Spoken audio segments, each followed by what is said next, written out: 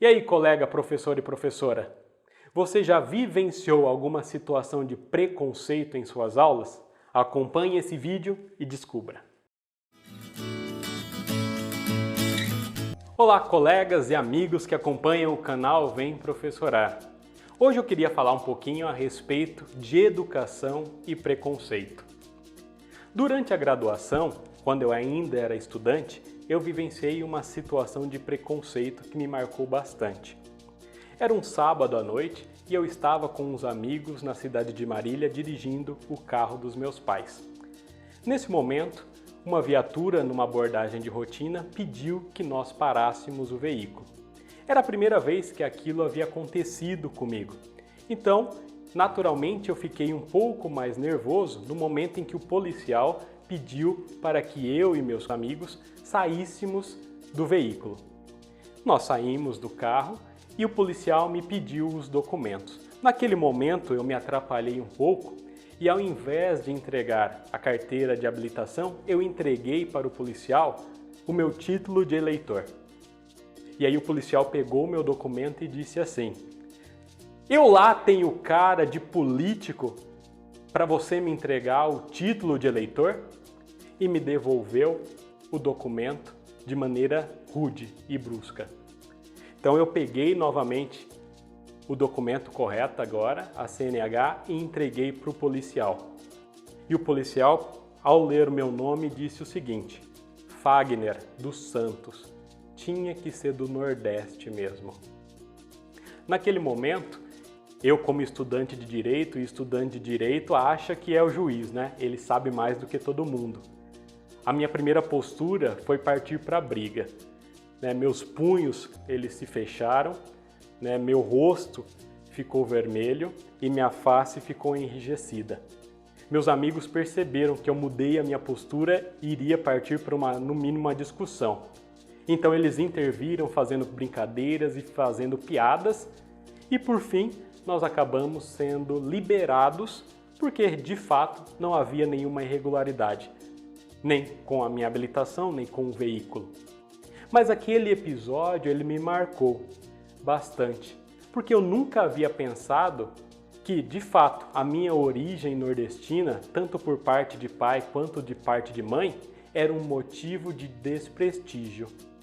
Essa origem sempre foi vista por mim como um momento de encantamento, naquilo em que eu, junto com os meus avós, ouvia as histórias que eles contavam de quando eles vieram do Nordeste, de todas as dificuldades que eles passaram e até algumas aventuras, quando eles fugiram, por exemplo, do famoso Lampião. Então eu nunca tinha parado para pensar que uma situação que era a origem da minha família nordestina era motivo de desprestígio, era motivo de eu ser visto como alguém inferior às outras pessoas. E é por isso que, conversando com um aluno de baixo rendimento que precisava melhorar as notas, eu fiquei muito assustado quando ele disse que as notas dele haviam caído porque ele estava sofrendo uma situação de preconceito na escola. Então isso me chamou muita atenção, porque eu vivenciei essa situação e eu sei quanto ela marca, eu sei quanto ela dói. Esse aluno em específico, há pouco tempo havia dito para a turma que ele era homossexual. E uma vez que ele disse isso para a turma, na perspectiva dele, a turma mudou o comportamento que tinha com relação a ele.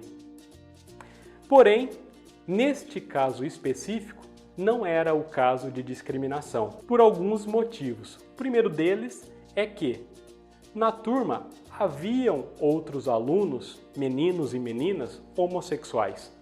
E nunca foi relatado qualquer tipo de comportamento de discriminação com relação a eles. E por coincidência, o grupo onde esse aluno fazia parte já havia me procurado e dito que esse aluno ele não participava mais das reuniões, ele não contribuía com as discussões, ele não respondia sequer às mensagens que os alunos do grupo dele mandavam pelo WhatsApp. Então, esse aluno, no momento em que ele se abriu com a turma, no mesmo momento ele se fechou. Ele passou a encarar todas as circunstâncias que ocorriam na vida dele com a lente do preconceito, mesmo quando não era o caso, porque esse aluno não entregava nem as atividades que eram feitas em grupo, nem as atividades individuais. Então eu passei a conversar com ele se a conduta dele estava ou não de acordo com a perspectiva de um bom aluno, de um bom estudante. Então eu questionei ele, mas você tem participado das discussões? Você contribui com o seu grupo? Você já colocou as suas ideias para eles perceberem? Para mostrar que, na verdade, o que precisava dele era se envolver com a turma. No momento em que ele se abriu, foi o momento em que ele se fechou.